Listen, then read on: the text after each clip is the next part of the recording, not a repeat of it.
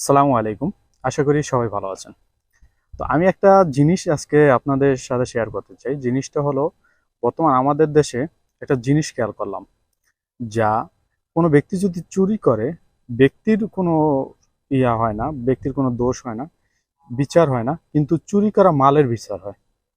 অর্থাৎ আমি আজকে একটা নিউজে দেখলাম যে শহীদ মশিউর রহমান তো হয় যে রাজস্ব বোর্ডের যে ছাগল কাণ্ড যেটা, তো মশিউর রহমানের যে তার ছেলে যে 15 লক্ষ টাকা, মেবি 15 লক্ষ টাকা দিয়ে ছাগল কিনছে। তো সেটা সারা বাংলাদেশে একটা তুলকালাম সৃষ্টি হয়েছে।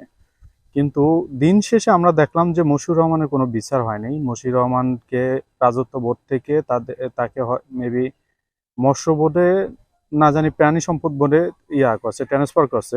কিন্তু তারপরও তার ছেলের কর্মকাণ্ড থেমে থেকে নেই। তার ছেলের একটা প্রতিবেদন দেখলাম কালবেলা, না জানি কোন পত্রিকায়, যে তার কালেকশনে কিছু কবুতর আছে যার একটির প্রাইস হলো গিয়ে 4 লাখ টাকা করে। এরকম অনেক কবুতর আছে।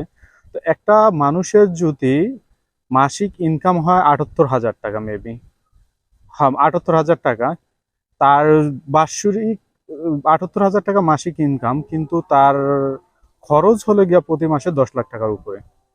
তো তো আমি এই কথা বলতে চাইছি যে তার কোনো বিচার হয় না, কিন্তু সাদেক এগ্রি যেটা, যার ছাগল ক্রয় করছে, কিন্তু সাদেক এগ্রির আজকে দেখলাম যে ঢাকা উত্তর সিটি কর্পোরেশন তার যে খামার সেটা ভেঙে দিয়েছে, হয়তো সরকারি জায়গা সেজন্য ভেঙে দিয়েছে।